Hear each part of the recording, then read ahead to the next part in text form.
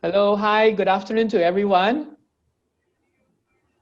Thank you so much for taking time to join us today for our second session on preparing your business for the new normal within ASEAN. This is actually a SFIC initiative based on ASEAN Industry Outreach webinar series. Once again, thank you so much for joining us today.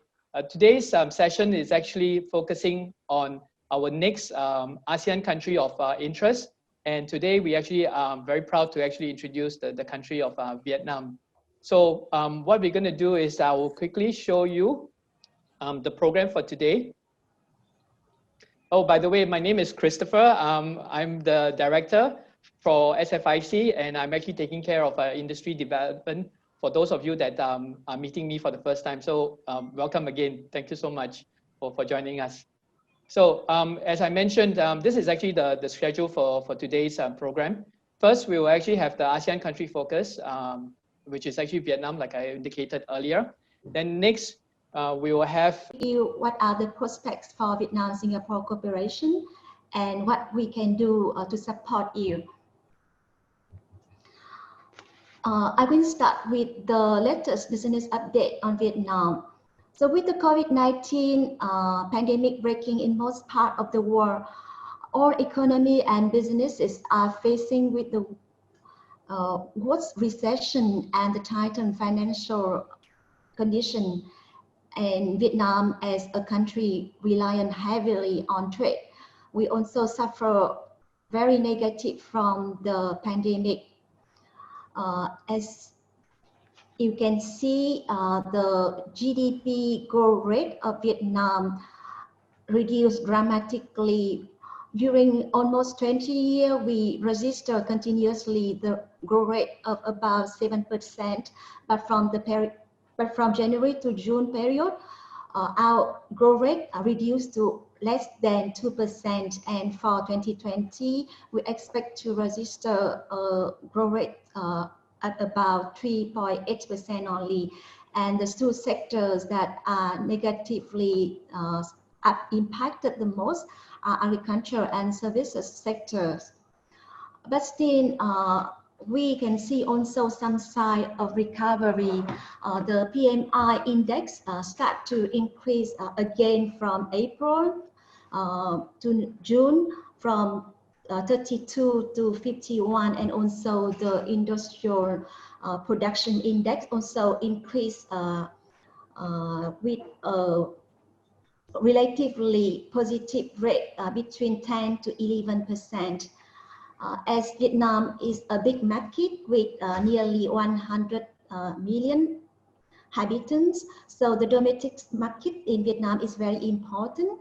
And based on that, we can see that the consumption and the retail market, the domestic retail market is seeing so sign very promising.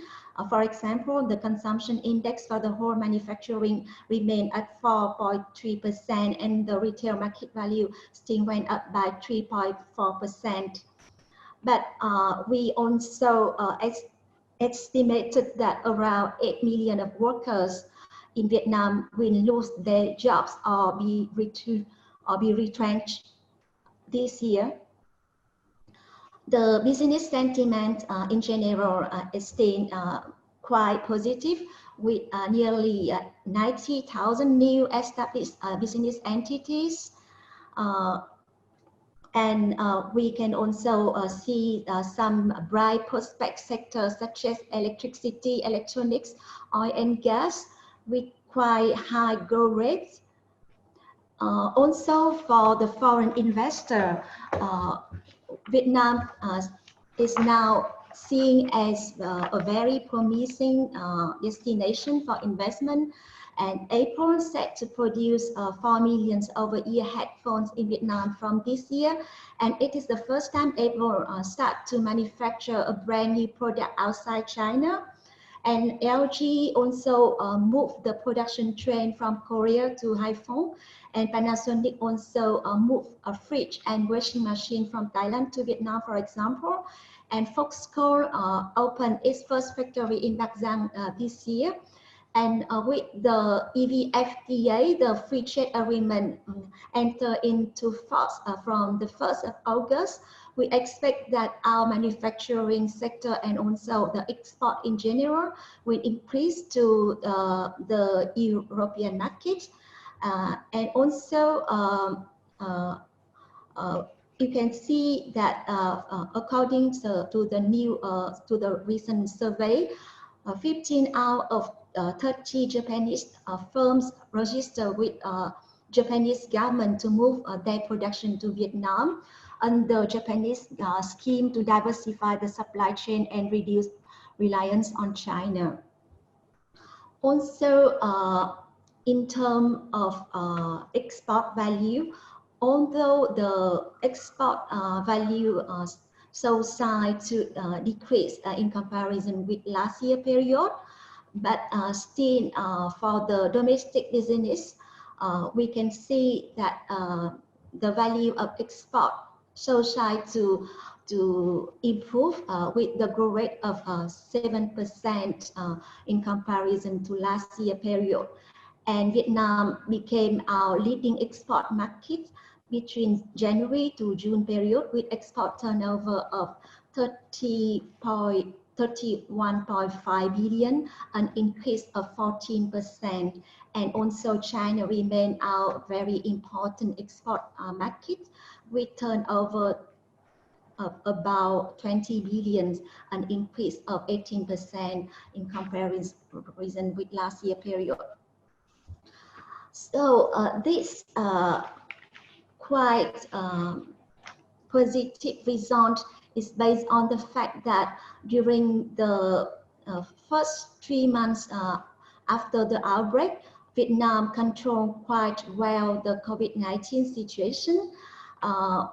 Even since the first case, even from the first community case, we decided to lock down the whole country in all our 63 provinces. And from the period from April to July, nearly 100 days, we did not register any new community transmission, and all business activity resumed as normal since May in all provinces in Vietnam. But regrettably, that from July, we register the first community transmission case again, and from July 28, Da Nang city is under lockdown, but it is expected to be lifted by the end of this month. So up to now, we have only more than 1,000 cases, and from 21st of August, that means nearly 1 week, we have less than 10 new cases registered per day. So all social distancing measures are now lifted in Vietnam, just imposed in a few streets in Hanoi and Hai Duong provinces. And also our domestic flight routes are among the world busiest now, with nearly 300 flights per day. And we also start to resume international flight. From June, we allow the special in-trade permits for business purpose for Japan and Korean national. And we also allow several hotels in Ho Chi Minh City and other provinces to be paid isolation zones for foreign experts and businessmen. And also from 1st of July, we start to grant e-visa to 80 countries. And we start the talks and negotiation with a few countries to resume commercial flight. And it is expected to open by early October. And I think that it will be a very good sign for business from ASEAN and also from Singapore. I now shift to the second part. I will now talk a bit about Vietnam home decor and furniture markets. as Vietnam recently moved from a low to middle income country, our GDP per capita this year is about 2,000 US dollars, and adjusted by PPP is 7,000 US dollar. So you can see that with more disposable income, it suggests an increase in consumption expenditure as a whole, and also in furniture expenditure in particular. And also we have a very fast urbanization with a rate of 7% yearly from 2009 to 2019. We expect to have 45 million urban population by 2030. And also we can see a growing trend of young generation to move out of their parents' home. And also Vietnamese consumer, we have the trend to update our homes regularly, annually, from every 6 to 12 months, especially for young consumers. And we estimated that each person's trend to spend up to 25 US dollar per year. And household expenditure on furniture also expected to increase at an average rate of 9% yearly in the coming years.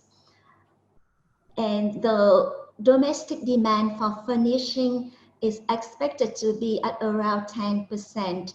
And our domestic furniture market is estimated to reach nearly 20 billion in 2030.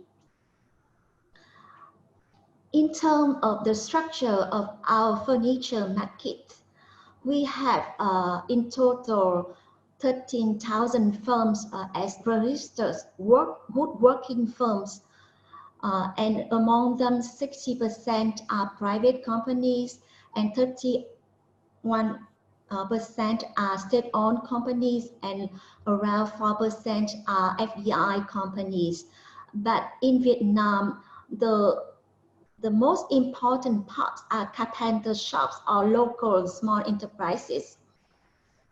We have nearly 1,000 business households per village, and we have in total, I think, in the whole country, 1,000 of villages in the whole country. In terms of the trend of home decor and furniture, in rural area, people trend to favor simple and traditional style of furniture, but we also saw the shift from natural hardwood to softwood or particle box. And in urban area, we also saw the shift from hardwood to plywood and MDF with Western contemporary style furniture and custom-made furniture. With the improvement of the living standard, the luxury furniture market start to rise in Vietnam, and people start to have strong interest, especially in kitchen and functional furniture. The kitchen furniture alone value at around 1 billion US dollar yearly in Vietnam. It's really a very big market and very potential. Actually, furniture imports are mainly from China, Malaysia, and Thailand. But recently, we start to import from very famous furniture brands from Italy, UK, and Portugal. And the import value of furniture market is estimated at nearly 2 billion US dollar. And many global giants expand their activities to Vietnam, for example, IKEA, Bow Concept, Ashley Furniture, Uma, etc. With the new high-rise apartment building and office buildings, we can see also the trend of raising demand for the apartment furniture market. And also with many new foreign investment and expat worker, we will also see the trend for high-end office furniture. And also for hotel and resorts project, it also a very important part in furniture market in Vietnam. We estimate that around 1.5 million Vietnamese people willing to spend for high-end home furniture, because Vietnamese people tend to seek social value and status through the display furniture. Facing with these trends, our traditional carpenters and business household start to expand their activity and investment in technology, designing and branding, because they are the most suffer from the competition from FDI companies and also from the rising importation trend. In terms of the furniture export industry, we are now ranked the 5th in the world and 2nd in Asia wooden furniture exportation.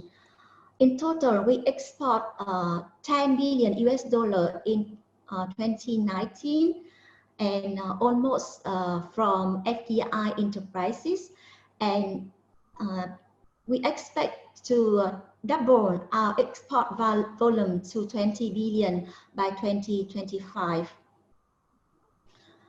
The woodworking export is also very intensive in worker, with about 500,000 workers in this sector, and FDI enterprises participating in furniture in export industry stand at about 1,000 companies and mainly located in Ho Chi Minh City and the surrounding southern provinces in Vietnam.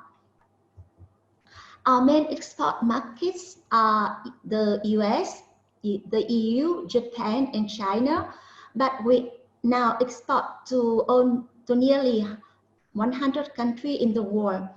And our key export products are named here with the HS code.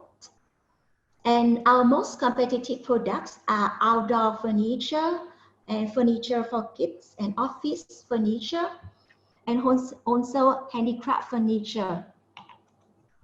You can see on in the table here the concrete data regarding our key export good products with the name here.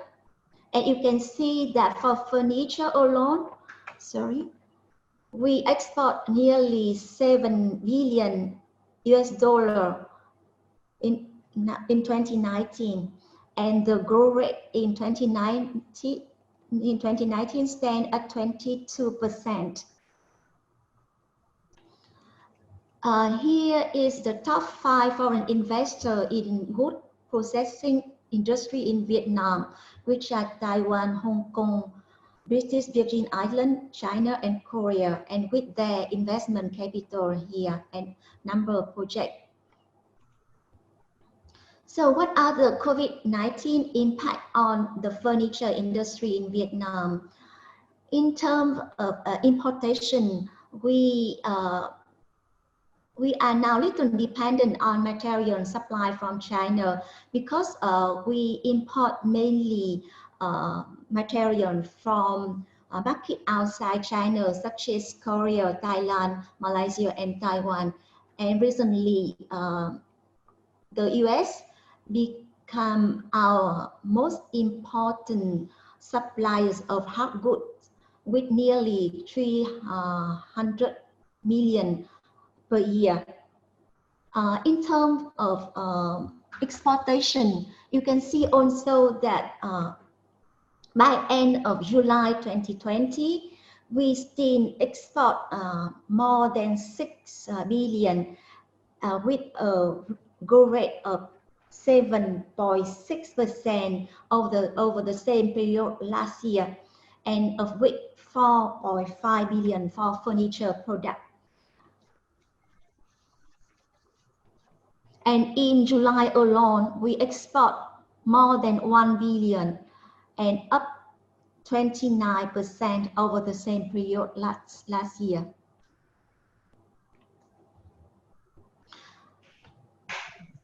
Still, there are many negative impacts on furniture industry.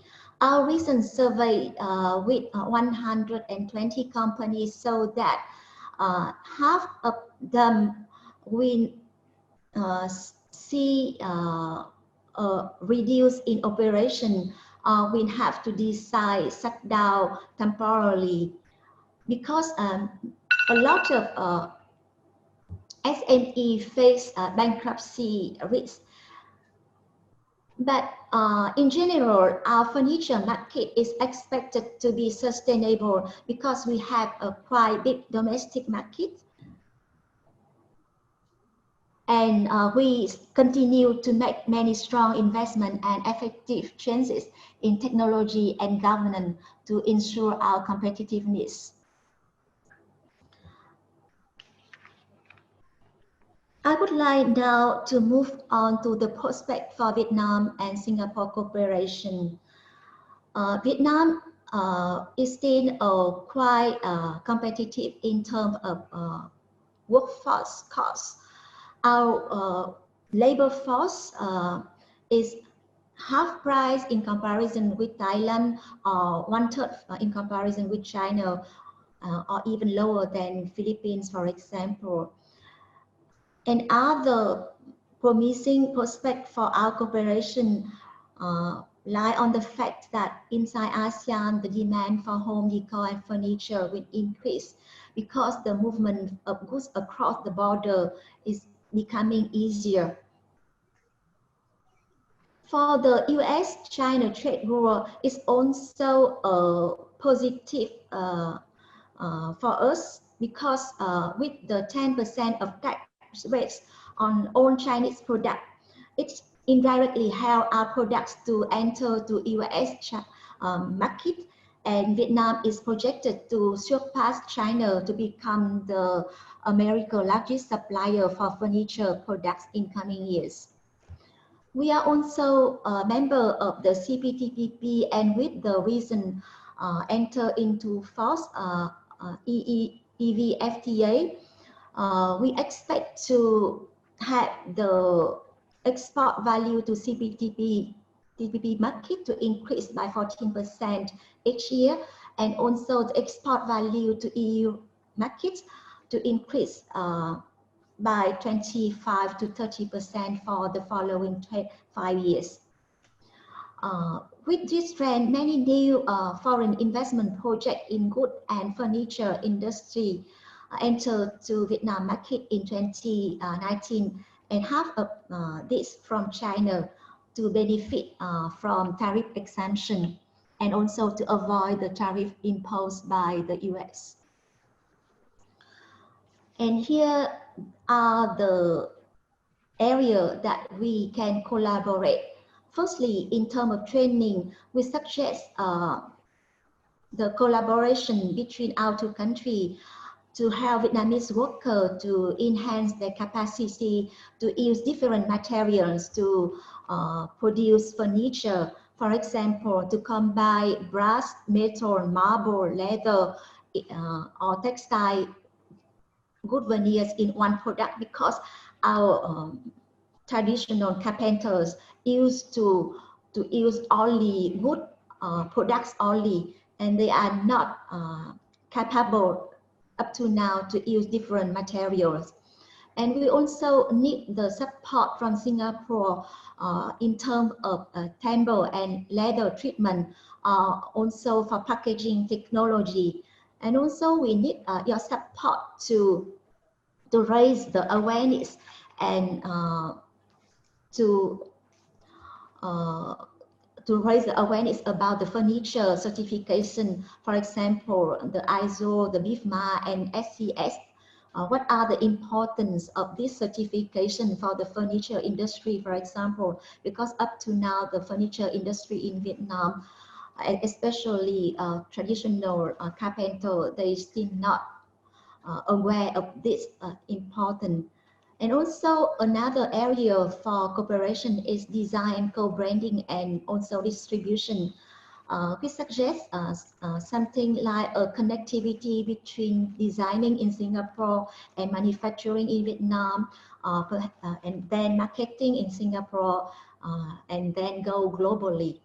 We also need the technology transfer from Singapore to improve quality of good panels and the good adhesive, for example, because we really need the environmental friendly adhesive, and also we need the technology in terms of coloration and for example, the high gloss and paint finishes, for example, because for traditional carpenter, they are still not familiar with this high tech. We can also collaborate in terms of venture capital fund to fund for furniture design startup, or to support our Vietnamese company to upgrade their factory towards automation, or to buy new equipment, etc. And we also need the investment from Singapore in supporting industry for furniture. For example, we really need to develop accessory and hardware for furniture, and also the glue and textile for furniture also. Another area for the cooperation is the e-commerce. I would like to share with you that the e-commerce market for furniture in Vietnam is quite important up to now. For the domestic only, we register the consumption for last year period stand at 500 million. And it is number 8 popular online shopping products in Vietnam.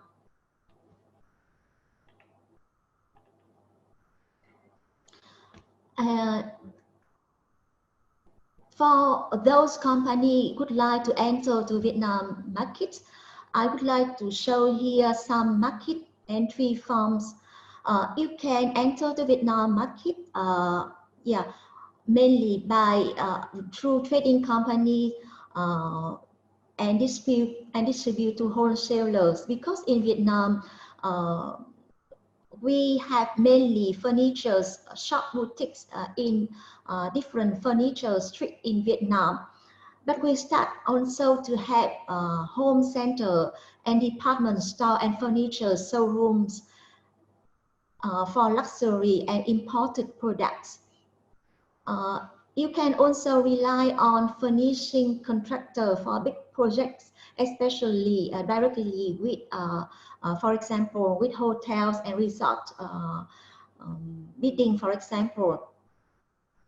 I also suggest you to visit a few B2C furniture platform very famous in Vietnam. For example, Space Tea, Chợ Nội Thất, Nhà Đẹp, Nhà Xinh, etc. And also in Vietnam, Amazon and Shopify for furniture start to enter to Vietnam market.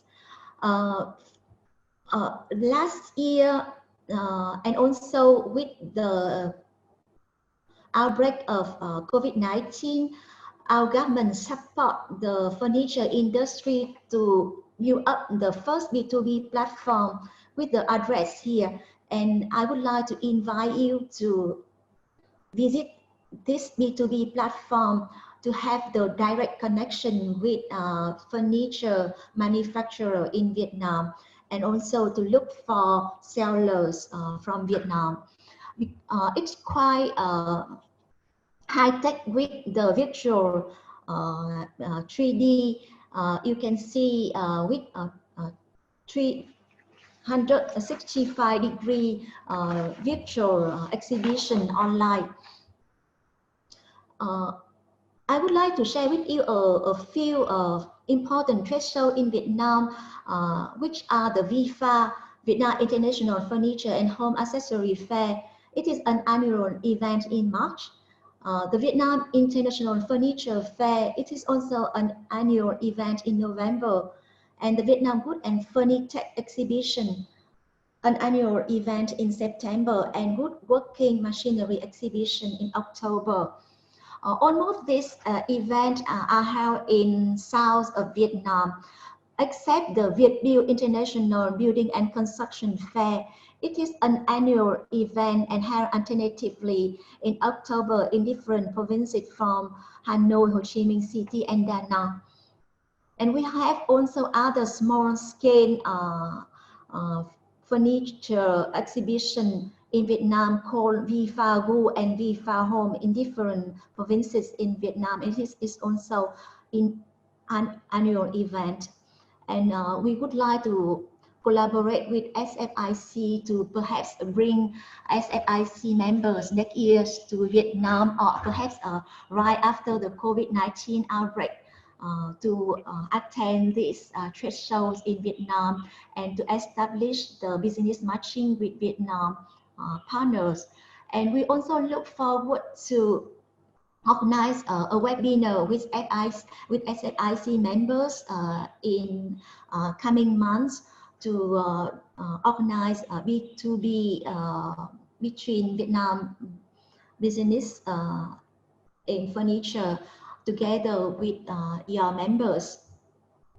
In final part, I would like to share with you what we can support you besides supporting you to do the business matching and organizing business mission in Vietnam. We can help you to work with different state agencies to get the import-export licenses, or to participate or to enter into Vietnam, or to get the investment license, etc. We can also guide you in terms of trade procedure and choose investment destination. We can also support you to solve difficulties and problems while doing business in Vietnam, and also other necessary assistance as proposed by Singapore companies. Here with the contacts of the trade office of Vietnam Embassy in Singapore, you can email to us, and also I would like to invite you to visit our website to learn more information about Vietnam and also about other trade opportunity and investment opportunities in Vietnam. In conclusion, I wish to highlight a few key of my talk today. So while the world at a crossroad, it is really now a time for us, to Singapore and Vietnam businesses, to further diversify our business relation, as well as our market basis and also our supply sources. So the trade office is here to support you to figure out these new opportunities, to collaborate with Vietnamese partners. Thank you for you all and for your kind attention. Thank you. Thank you. Thank you very much, Mrs. Tran, for that. Ladies and gentlemen, I believe that Mrs. Tran is actually supposed to leave at about 4:45 or 4:55. So if you actually have any pressing questions from her, please do actually put it up on the chat function so she can actually address it before she leaves. But not to worry if you miss her, you still can actually put in your questions. And from SFIC side, we will be more than happy to actually forward those questions to her, and she'll be more than happy to actually get back to you once she actually sees them. So thank you again so much for your insightful presentation, Mrs. Tran.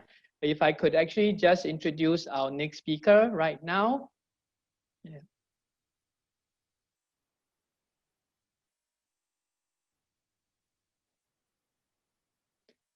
Right. Next, we have Mr. Aydin Ilhan. He's actually the group CEO at Suncaged Group, which is actually a consulting firm. As you can see, Aydin actually comes with a lot of experience, especially in business development within the Southeast Asia itself. I understand that they are actually in the business strategy, as well as overseas expansion, and again, especially within Southeast Asia. His take would actually be, I think, adding on to what Mrs. Tran has actually added or shared with us today on Vietnam's economic overview. And I think Mrs. Tran actually did, bridge a little bit about the construction market within Vietnam itself. But I think Aydin would actually be able to actually provide us with more real estate market dynamics. So without further ado, I would like to actually invite Aydin. Aydin, please. Thank you. Thank you, Christopher. Cheers. I really appreciate the invitation to speak at this webinar and appreciate the support of your team. So let me share my screen now.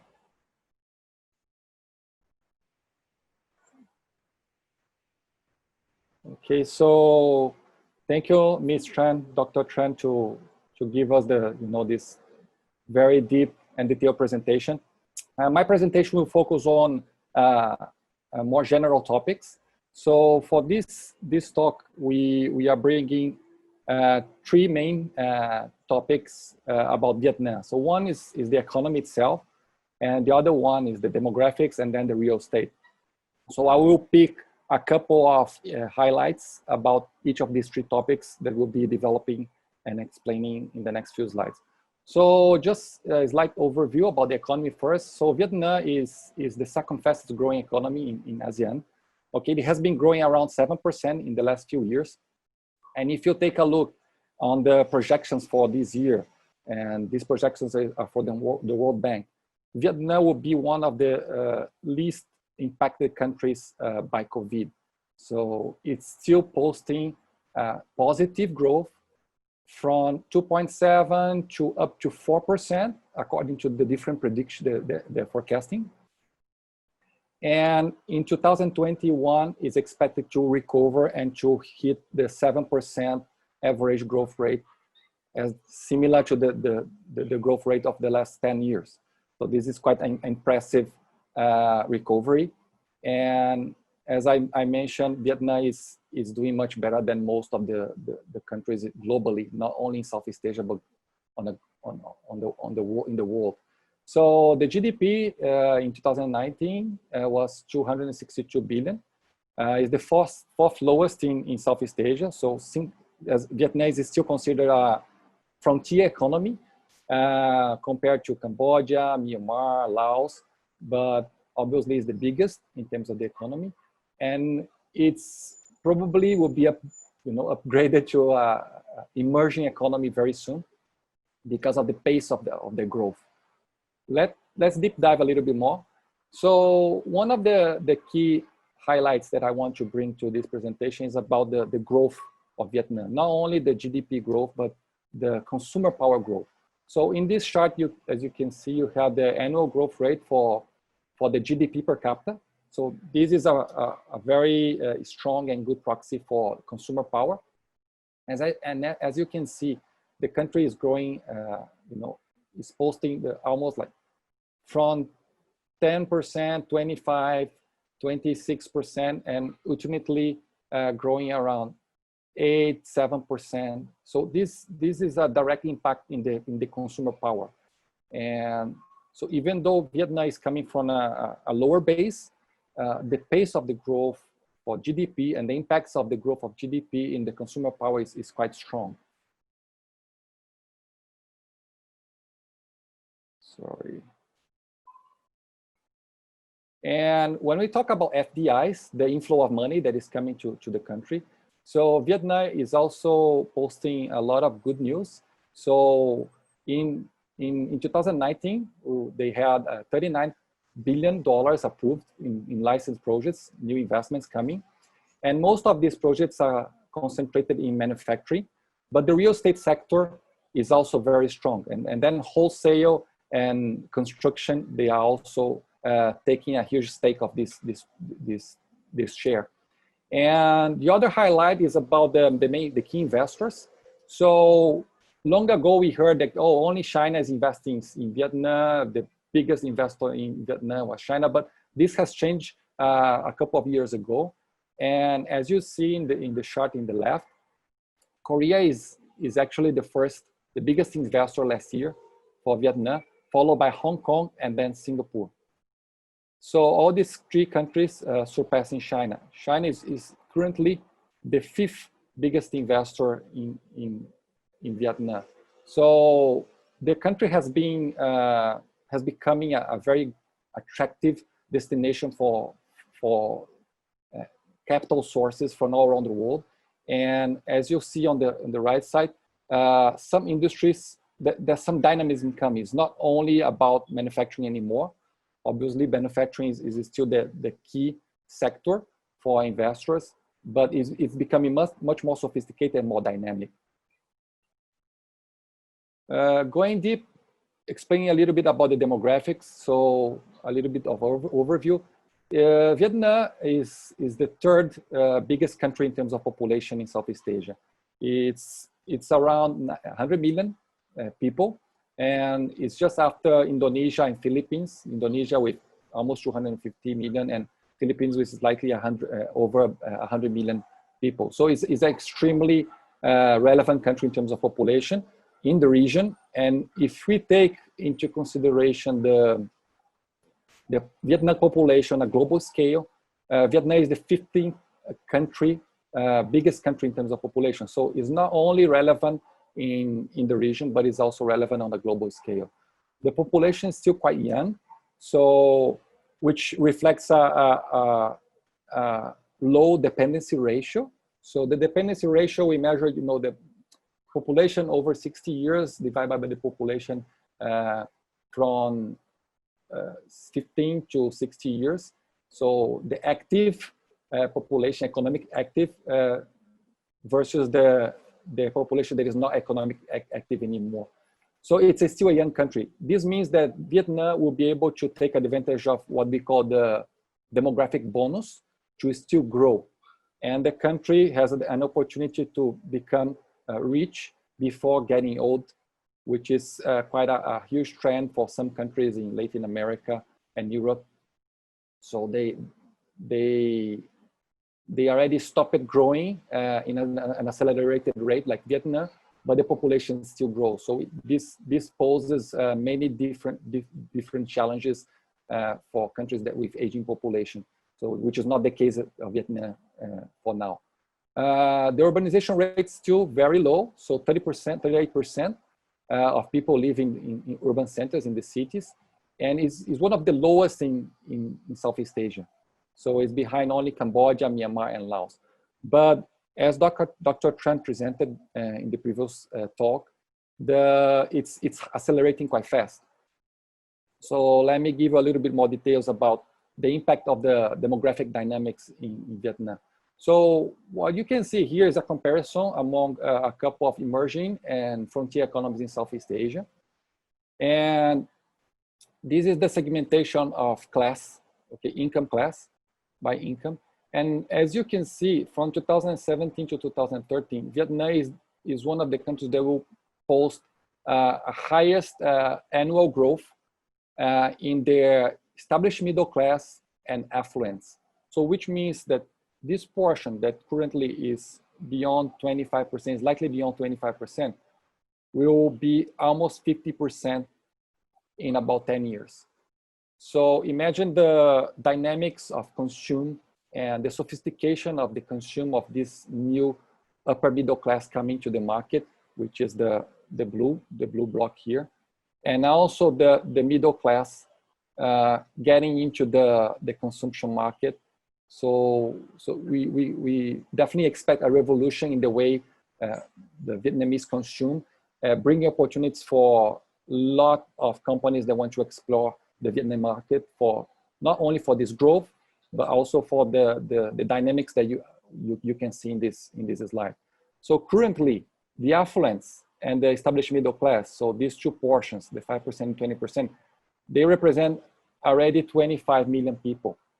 This five times Singapore. 5 times Singapore of a market that is growing 7% a year. This cannot be neglected, it's quite strong. And if we compare Vietnam with the other developed economies and emerging economies in the region, the growth is still beyond what you can see, even comparing to Indonesia, Philippines, Thailand, and Myanmar, Cambodia. So the quality of the growth in Vietnam is quite surprising, it's quite remarkable.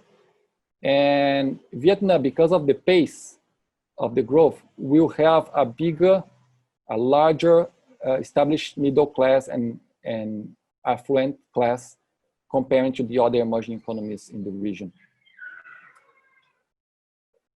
But where these people are living, right? So as I mentioned, around 38% of the population is living in the cities. So it's one of the lowest in the region, in ASEAN. But if you analyze the country with market entry perspective, what we discuss and we advise to our clients is that, you know, Vietnam has only a few cities, urban centers that are quite mature.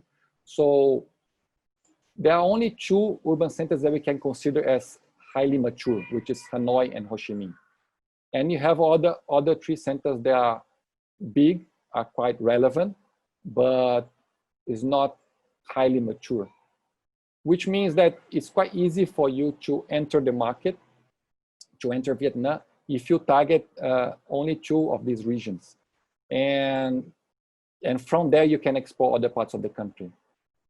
So if you angle the entry in the country with the right partner, the right perspective, it's not so complicated because Vietnam is a big country in land, but the consumer market, these layers of the consumer market that can spend more with a little bit more high-end furniture or even with mid-range furniture, they are highly concentrated on these cities.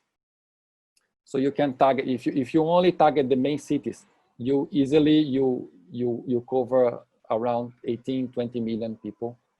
So that's one advice that we give to some of our clients that evaluate expanding to Vietnam. Let me move to the real estate sector. So the real estate sector is also posting huge growth. So in terms of the new residential projects in the last few years, it's growing almost 10% since 2005. So it's probably the fastest growing real estate sector in ASEAN and one of the fastest in the world. So the domestic market is slowing down because of the COVID situation, but we expect this to recover quite quickly compared to what we see in the other markets, because the residential market is still has a huge deficit of housing, and the other sectors that are related to tourism, like hotels and retail, these sectors will suffer a little bit more, and the industrial sector is the one that will probably post most of the growth. So in this presentation, I'll focus more on the residential. Let's move forward.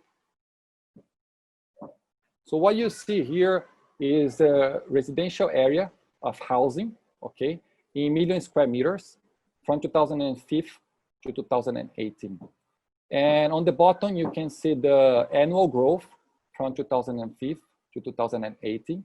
So for the whole period, the growth was almost 10%, which is beyond the GDP growth of the country, and almost 2 digits growth. It's quite impressive to see, to testimony a growth like this for such a long time. And at the beginning of the period of this, virtual cycle, the growth hit 16% on average from 2005 to 2012, and now is growing at around 4.2% in the last 6 years. And it reached like a kind of a plateau recently. 2020 will post a little bit of decrease, but this decrease is everywhere. It's not only for Vietnam due to the COVID situation, but the market is already well developed in the urban centers that we presented here. So as you can see, the opportunities are highly concentrated in the cities for residential, for private homes. There's another market that is growing quite fast, which is the social housing. But the social housing, you cannot see in these numbers. And social housing, the sophistication also for consumption of mid-range or high-range furniture is a little bit limited. And the consumption is mainly locally or getting some materials from China and some furniture produced from China. So if we think about exploring the local market in the mid-range to a high range perspective, I believe the urban centers are the right angles for any company from Singapore that is trying to enter the market. Other ways that Singaporean company can explore is obviously setting up partnerships for manufacturing locally. The manufacturing industry in Vietnam for furniture, as Dr. Tran just mentioned, is super dynamic and competitive due to the cost of manpower and to the access to raw materials. Let's deep dive a little bit more in the residential real estate. So as you can see, most of the housing is still on private houses comparing to apartment building to condominiums. And this is mainly because we have still have a lot of land available in Vietnam. It's a big country. One of the problems that we have seen recently in the country is that the licensing for new projects is taking much more time. So that looks like the government is holding a little bit, maybe to avoid a real estate bubble and the prices to scale too high. But the growth is still quite strong, and the size of the market is already very relevant. On the right side, if you take a look region by region, right? So the Red River Delta is almost 30% of everything. So near Hanoi and the surrounding areas, you can find most of the real estate bank. And then followed by the North and Central Coast areas, because these areas are quite large. I will show you a map in the next slide. And then the Mekong River. So if you take into consideration these three areas here, these three regions, you cover almost 70% of the country, of all the real estate bank for new projects for residential. Let's compare the evolution of the regions. Okay, so as I just mentioned, the river delta, the Red River Delta is the one that is growing faster. Okay, it's still posting huge growth. This region around Hanoi. Okay, and then we have a little bit of a flip here between the North and South Central Coast area. This area that was growing quite relevant, and then the Mekong River Delta. So the Mekong River Delta in the south is a little bit losing the pace together with the southeast. Okay, and the other regions continue steady. So these three areas are the ones that I want to highlight, because as you see, the dynamics are changing. So if you guys, depending on the industry, depending on how you want to angle your overseas expansion to Vietnam, is important to not only analyze the relevance of the market for each region, and also important to analyze what is the growth ultimately. So you always need to angle this too. So how big is the market, or how big is the industry, and then how is the growth in the last few years? Because if the market is relevant for too long and it's not growing anymore, competition may be already very high. But if it's growing quite fast, if you bring something new, you can easily bite a small share of the market if you are angling the consumer market. Vietnam is not only about exploring the consumer market, Vietnam is also about exploring the partnerships in manufacturing to produce things in Vietnam and then export all around the world. Let me highlight a couple of trends that we see in the Vietnam market. So first is the residential real estate market will keep strong. Okay, the pace is not that strong as in the past, but it's very relevant and it's still growing fast. And this market will be growing sophistication. So most of the growth will be concentrated in what we call the mid-range for private real estate, mid-range price segment. And this segment will be concentrated in the urban centers. So big cities like Ho Chi Minh, Hanoi, and Da Nang, and other urban centers that we just mentioned. So if the Singaporean companies are trying to target this sector, actually it's quite easy to go straight to the biggest urban centers and tag along the mid-range for the real estate market, mid-range price, because there the sophistication is much stronger. And even though there's not so much importation of furniture in Vietnam, if you take a look at the country overall, okay, these urban centers are sophisticated enough to demand a different level of variety. So variety is the key word. And Ho Chi Minh and Hanoi, in this sense, in terms of the sophistication and the demand for diversification, is quite similar to big cities in China. So in China, even though they have a lot of bandwidth to produce internally, and they produce a lot of things internally, as you know, China is the manufacturer country of the world.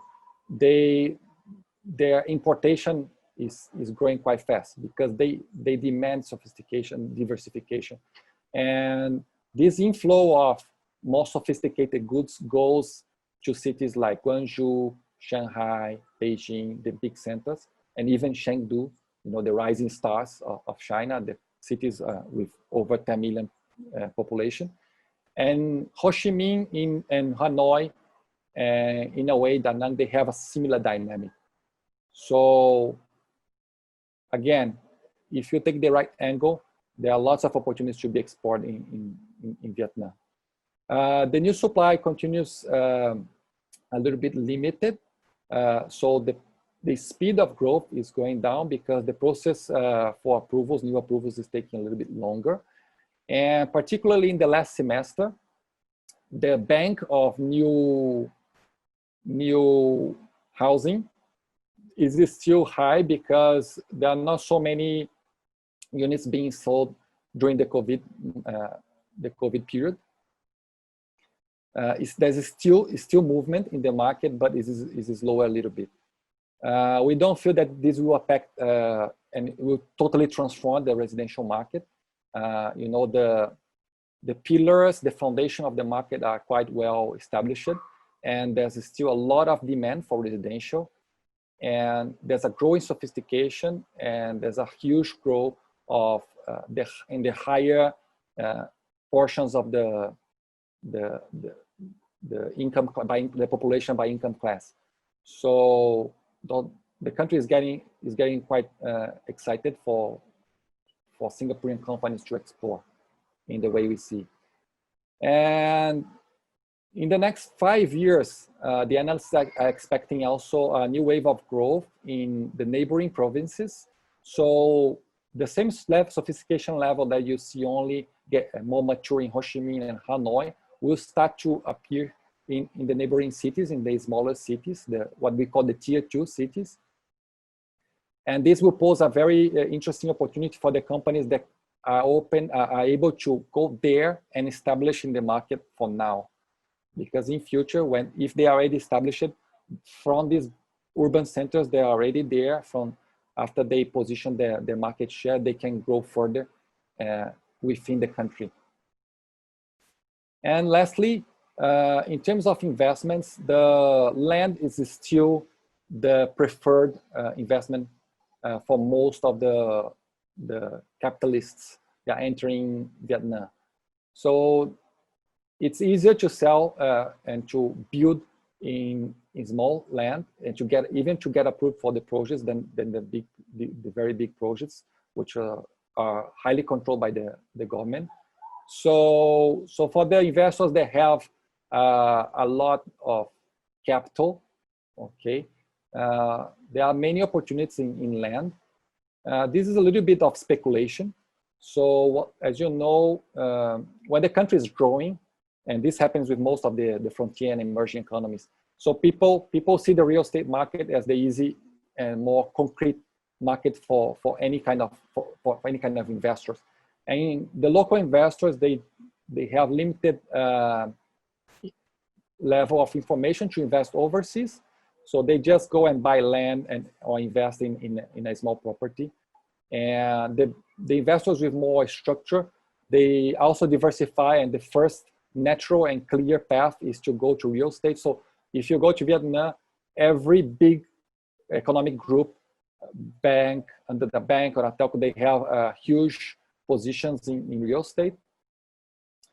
And so it's easy to take this risk currently for any type of investor. But as the investors grow in terms of the sophistication, their controls and the forecasting about the market will influence their decisions. So probably they will be putting money in a more wide variety of real estate opportunities, not only in land. Okay, that's all from me. So let me share a little bit of my company. So we are specializing in helping companies to move overseas. So we do a lot of research and strategic projects. So here I leave you with a link. So if you want to know more about the Vietnam market or any market in Southeast Asia, you just contact us. You can contact me directly, or you can contact my director, Arthur. And again, thank you so much, Christopher. Thank you, SFI team, SFIC team. And I appreciate the talk. And now I hand over to you, Christopher. Right. Thank you so much again, Aydin, for that comprehensive, actually, outlook on Vietnam itself. I wanted to actually ask quite a bit of questions even before you started, because I had to look at the slide. But from your presentation itself, it seems everything is actually answered to a certain extent. But nevertheless, we'll wait until the Q&A questions. Maybe we can actually explore a little bit further. So right now, I will actually just go back to my share screen again to move on.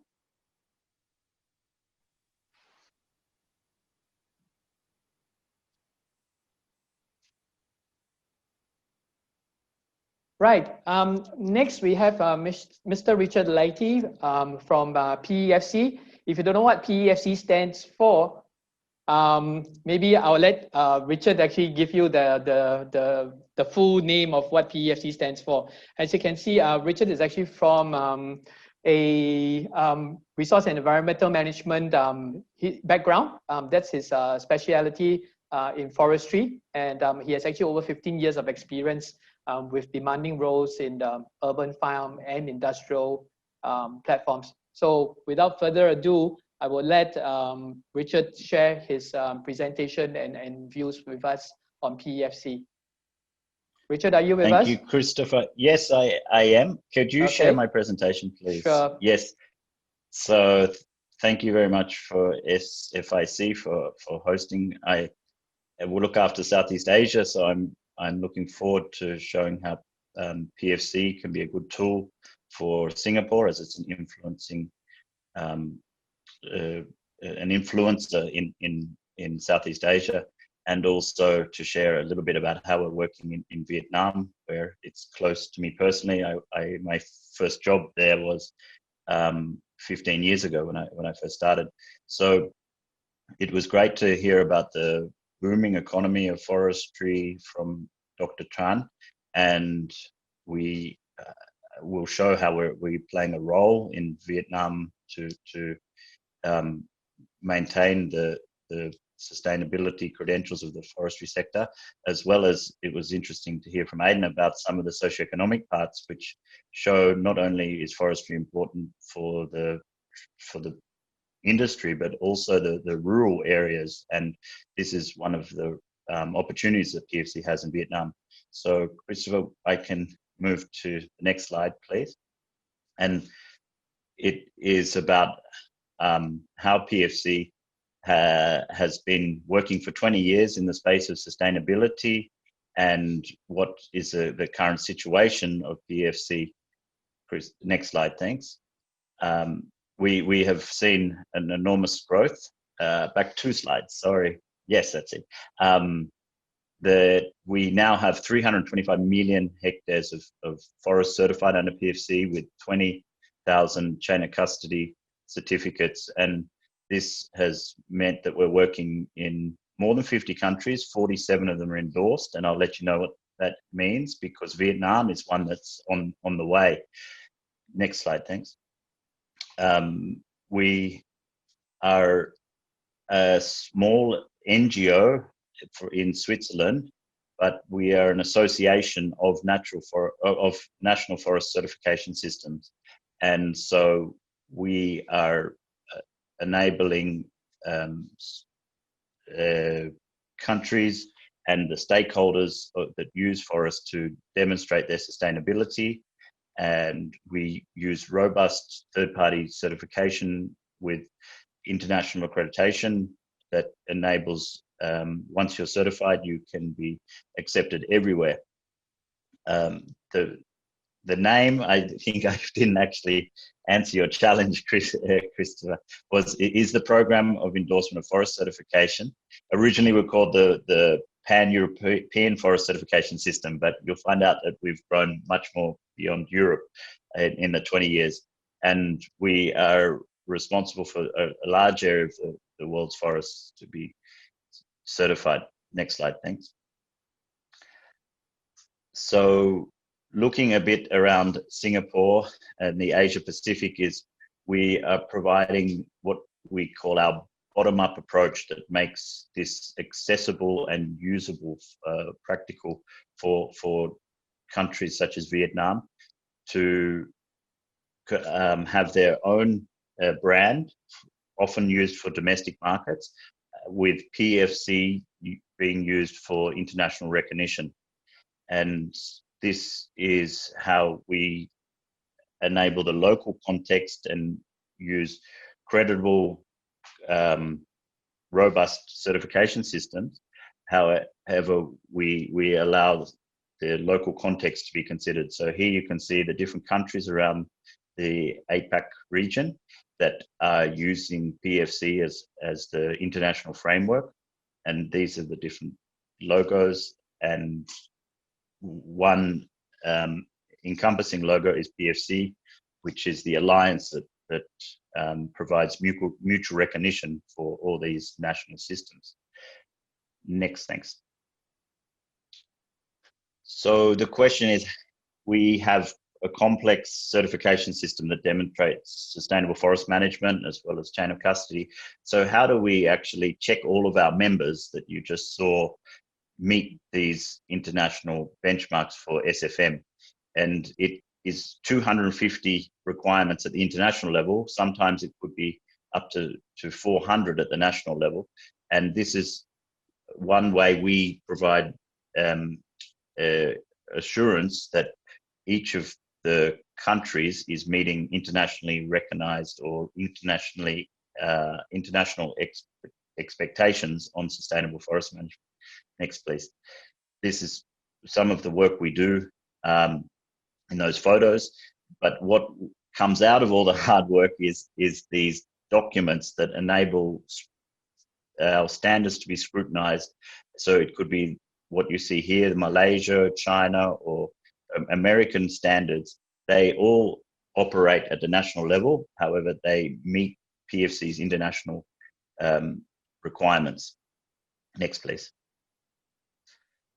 So just going back to the basics of what certification delivers, it ensures that the forests are sustainable, and it ensures that the product that the consumer gets at the end goes through a chain of custody. So we provide two types of certification. One is for the organizations managing the forests, and the others is for the organizations that are processing forest-based products.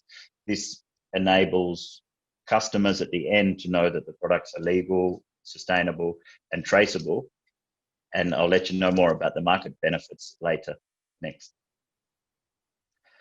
So looking at where we've grown from being the Pan-European Forest Certification System to becoming the system that has covered 75% of the world's certified forests, we are covering a lot now in Asia, and we are seeing countries in the dark green are those that are fully endorsed members that have forest certified under the PEPC international standard.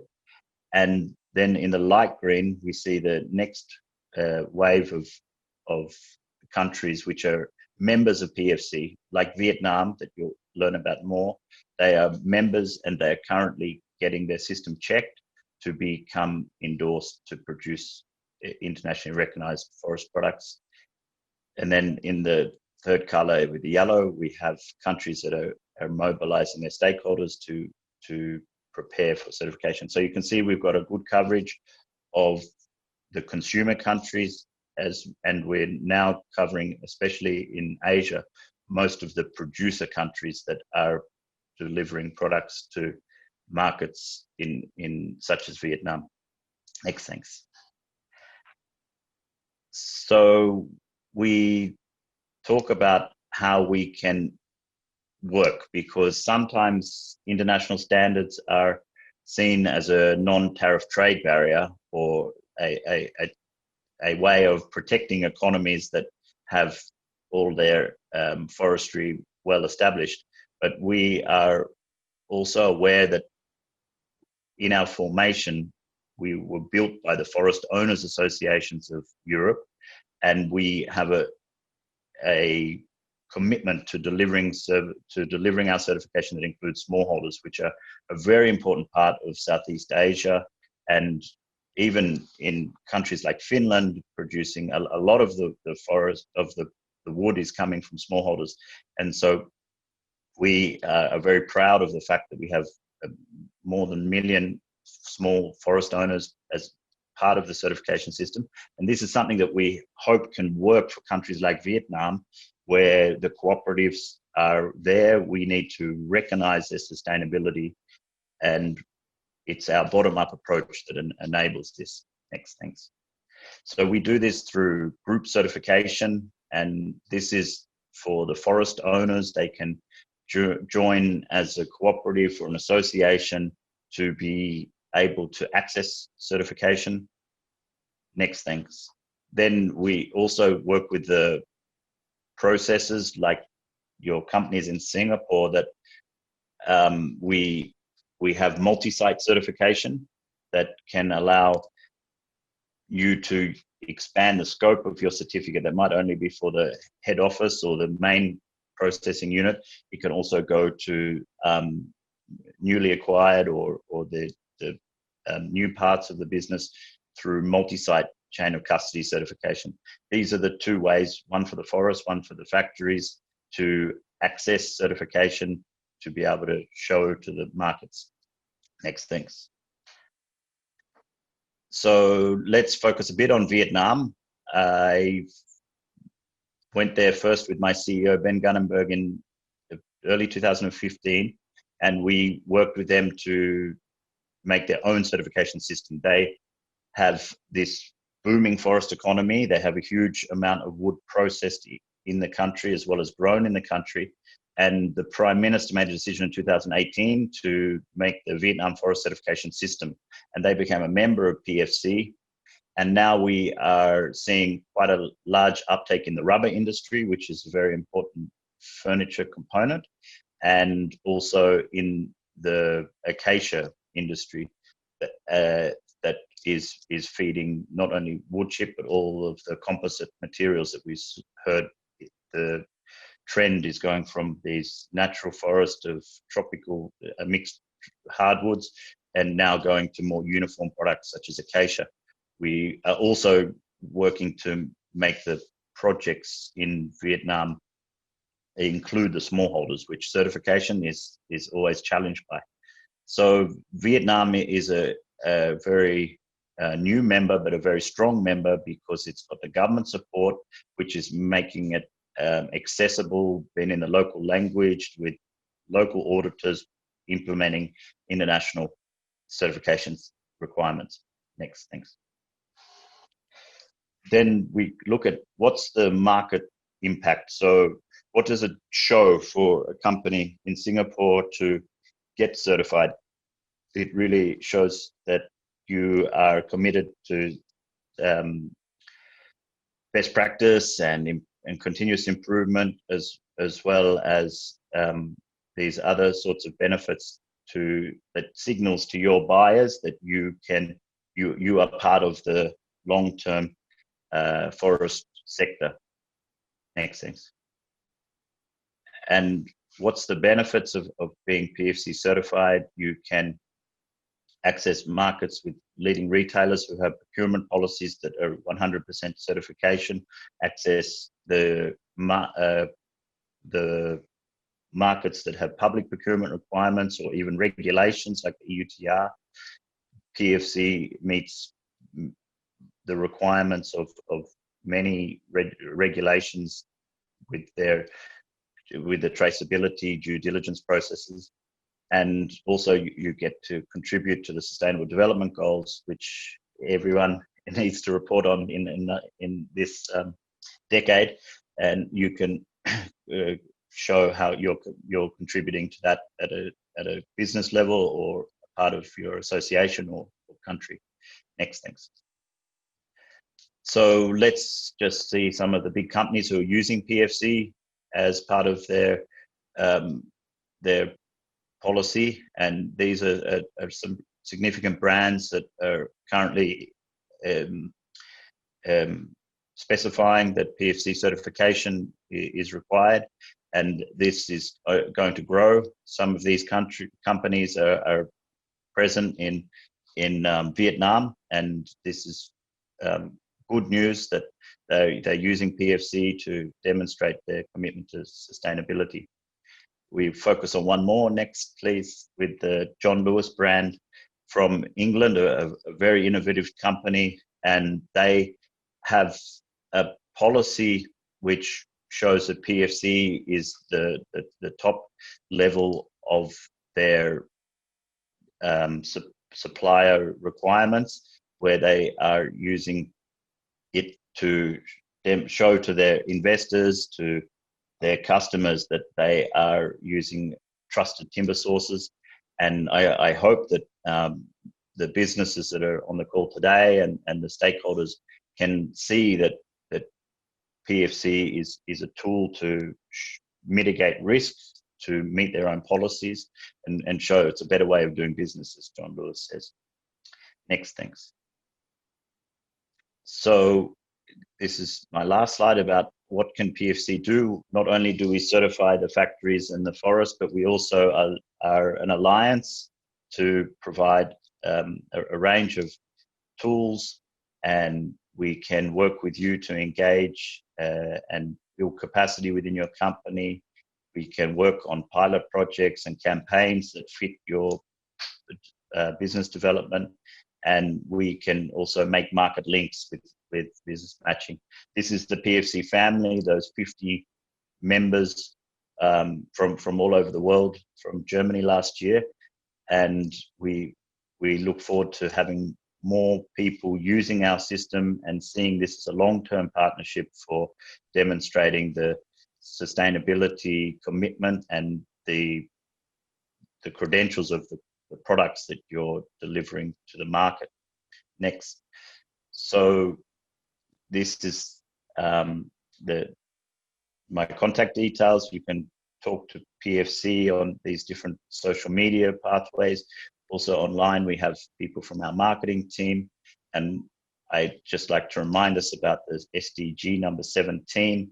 You should consider that if you get PEPC certified or work with us, it's a way to care for the forest together, and it's a partnership for sustainable development. So thank you very much for listening. I hope you appreciate my truncated version of my presentation, because I know it's Friday afternoon, and I look forward to any questions or any follow-up contact so that we can care for our forest together. Thanks. Right. Thank you so much, Richard, for that presentation. Right. Okay, just before we move on to the Q&A, I still don't see any questions coming in, but while we actually wait for questions, what SFIC would like to share now is that, as we all know, with this COVID pandemic going on, there's actually so much restrictions in some of our business activities, especially traveling overseas and attending exhibitions. But what we do have right now is my colleague, Wan Ling. She would actually love to share with you what the council is actually looking at in terms of helping our members and furniture-related companies to actually expand and internationalize their business virtually. So I'll let Wan Ling give you more details on this platform called Creative Space. Wan Ling. Hello everyone. Let me share my screen first.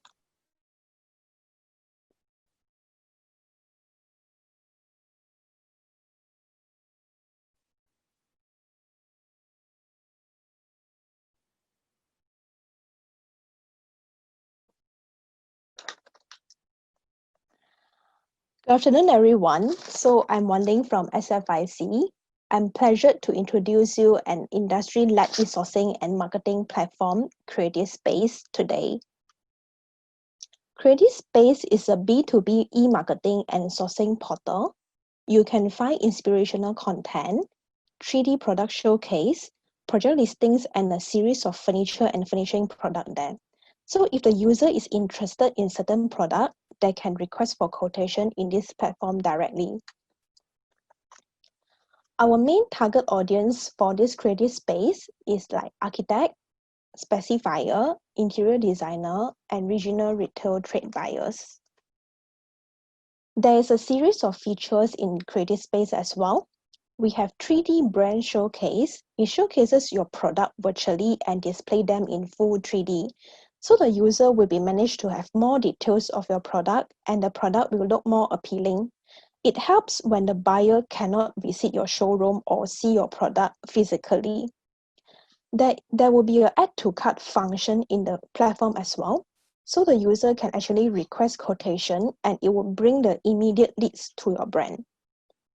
We will have team virtual exhibition that featuring different themes like in the platform, like for example, maybe like outdoor furniture or office furniture. So other than that, we will also have editorial content in order to create an emotional bond between the buyers and the product through like the product news or like interview with the product designer. Other than that, we also allow like registered user to actually post in this platform.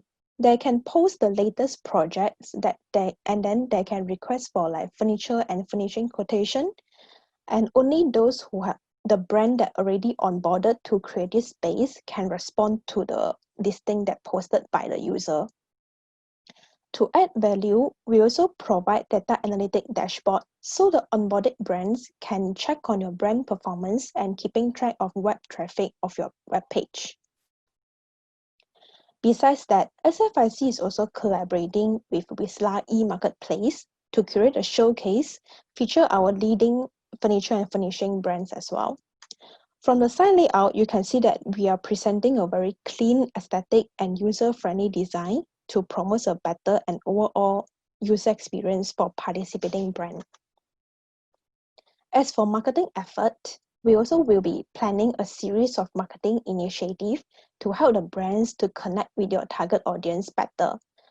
Like we going to through like e-newsletter targeting to reach out to over 15,000 trade buyers from the various countries in our database. Brand will get featured on our social media channels with sponsored posts designed to promote your brands and product. Other than that, if the situation allows, Creative Space will be exploring to take on a physical presence at selected trade fair internationally to enhance the brand visibility. And there will be a series of marketing events to actually provide opportunities to brand to network with the potential clients. And now I have a very, very good news to share with you. We are having launch promotion now. So instead of $3,000, your company can now enjoy the 1-year basic tier subscription from October 2020 to September 2021 by paying $1,500 only. This package includes a dedicated brand page with support for up to 10 product images with an additional 3D viewer for up to 3 products, social media support and brand performance analytics, and we will be assisting with the onboarding process, including training to use a brand dashboard and etc. And I'm happy to kind of like let you all know we already have 15 brands on board to Creative Space now, and many more will come. So welcome you all to join us. If you're interested to join us, understand or you have any other queries that you want to clarify, you can contact me or Christopher. Our email are listed here. Thank you very much, and thank you so much for your time.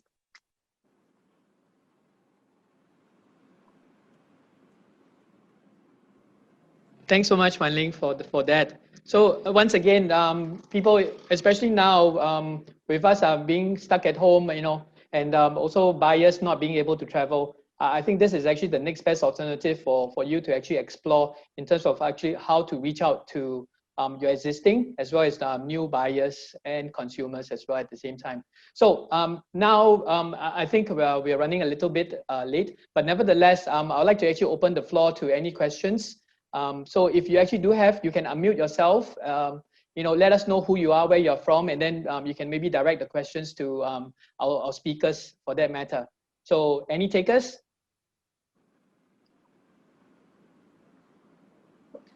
If not, then, hello?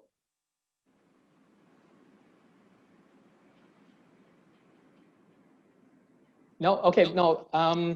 I would like to ask Aydin. Aydin, looking at the potential of the Vietnamese market itself, as you correctly mentioned, it's actually not just from the consumer side, but also the manufacturing side as well.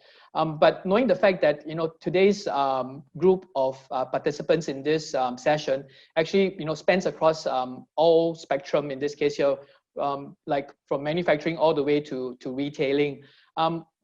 If you could actually take that into consideration in terms of this spectrum, what would be the most generic or even the best takeaway that you can actually advise throughout this whole spectrum itself?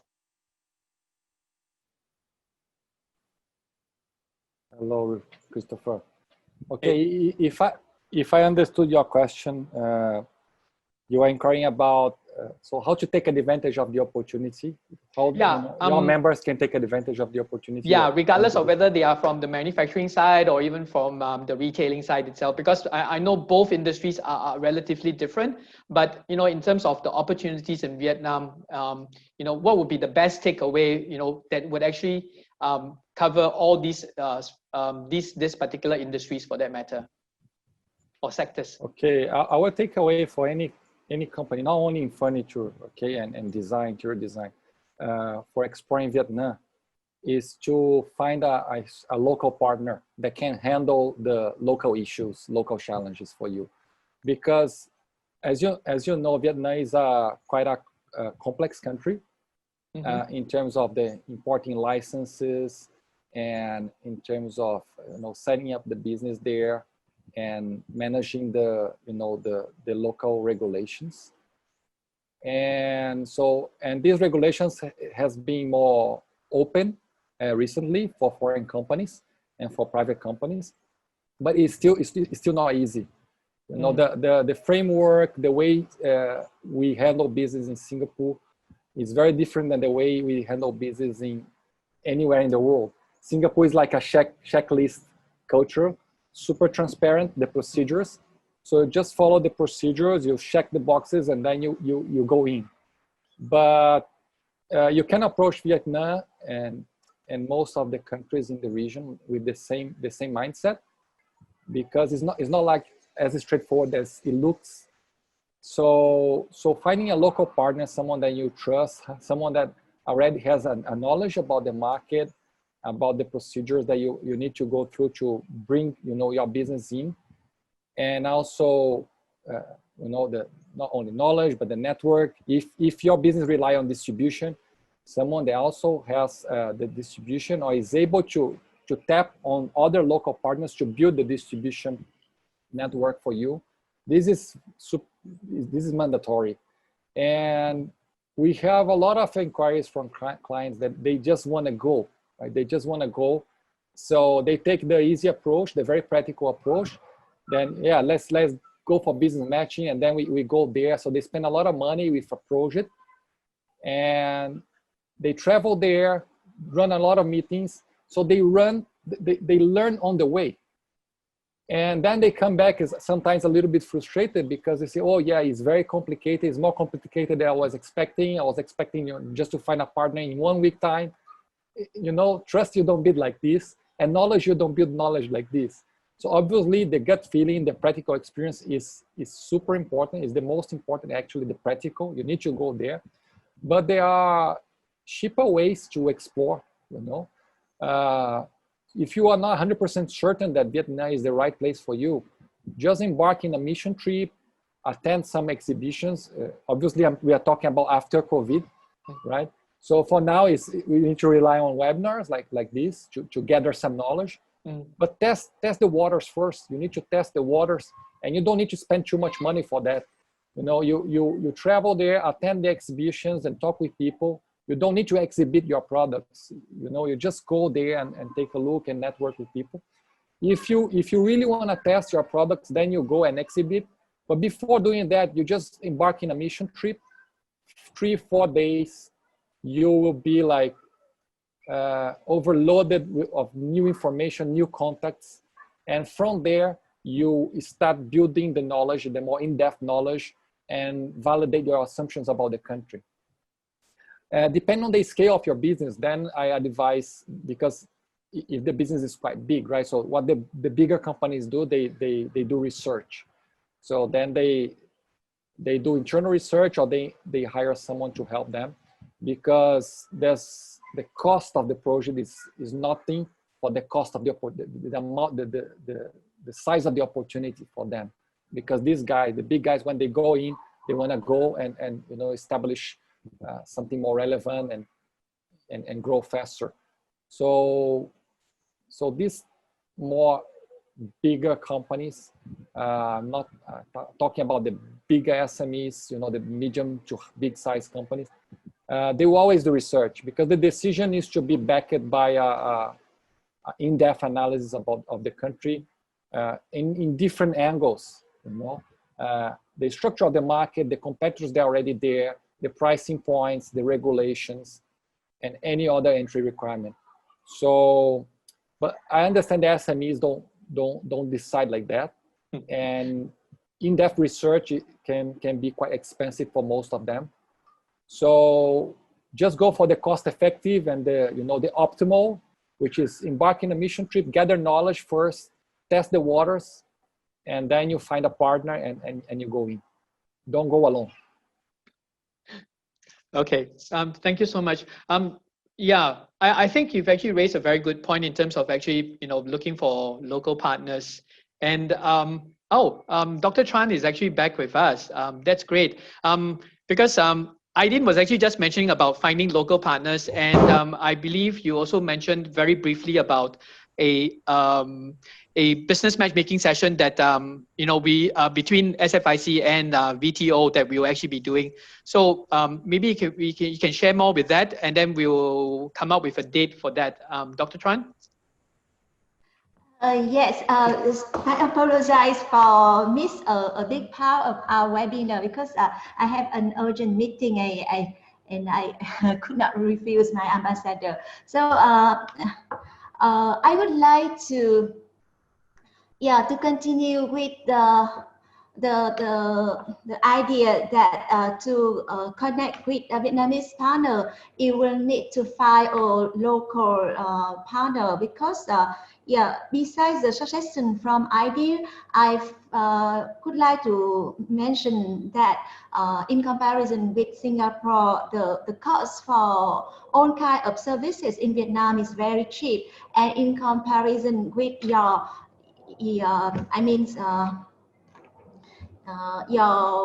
cost to do this service in Vietnam yourself, for example, to get the licenses or to get the investment license, to get different licenses in Vietnam, you can ask for a special consultant company to do these services for you, because it is really cheap in Vietnam. Also, to enter to Vietnam market, as I suggested in my presentation, you can do via different forms from finding distributors in Vietnam, or if you are in this designer sector, you can also find a company that are looking for a good designer in Singapore to develop a co-brands, for example, and manufacture in Vietnam. So in view of this, we came to SFIC, I think this year since January, to make a proposal, but due to the COVID-19 situation, we have to postpone it until now. And in view of the situation that are facing our businesses in the two countries, we think that it is perhaps more suitable for now to organize a virtual B2B. And the idea is that we will perhaps allocate 3 or 4 chat rooms for each for different interests. For example, if you are retailers, you can be in a chat room with a Vietnamese partner. If you are designer, you can be in another chat room, and we will allocate an interpreter to translate from English to Vietnamese and vice versa for you. And it is a B2B, I mean, it is between 2 companies only with an interpreter. It is not a general session like this. And in view of that, we need the support from SFIC to list the interest and also the need, the demand from your members to match with Vietnamese partners, because you can see that we are a very big market. We have more than 13,000 registered companies in woodworking industry, and more than that, if we include the carpenters, traditional shoppers, and also people from traditional handicrafts villages, for example, we can have up to 5,000 easily. So to match perfectly the need of the 2 businesses in both countries, we need to understand what your expectation from Vietnamese partners, and the trade office is happy to support you in that. All right. Thank you, Mrs. Tran, for that. I'm sure we definitely will be able to work something out, because as it is, I think today's presence of the participants to this session is actually proof that there is actually some interest in terms of investing in Vietnam for the near future itself. So we definitely be able to work something out, and hopefully we'll come back again and to see and have successful collaborations between Vietnamese companies and Singapore companies at the end of the day. Right. I understand that Richard has actually left for another meeting, but I actually did have one question for him. I know that Vicky is actually online, and perhaps you can actually help to actually address this this question that I have, and maybe some of the people as well that's actually in this session or remaining in this session. I think I can actually comprehend and appreciate the fact, in terms of the manufacturing side, why manufacturers would actually go with PEPC in this case here. But if moving down the line in terms of retailers, how would they actually benefit from actually having a PEPC certified materials that's actually used in the furniture that they produce in this case here? Thank you, Christopher. I'm very lucky, although I've only joined PEPC about a year ago, but I have my colleague Quynh, who is based in Geneva, on the line as well. So wherever I make mistakes or miss out on something, she can jump in. Yeah, well, I think the main key takeaway actually is that, and that's especially towards retailers. I think in today's date, sustainability in business is not something that is fancy or something that people are thinking of. They're doing that, in the long run, or in the how to say that, sustainability is become a core into businesses. And I think nowadays, when a brand is linked with non-sustainable practices, it is actually reducing in a certain way the value of a brand.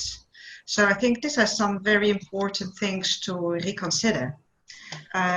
Also, when we're looking at retailers, we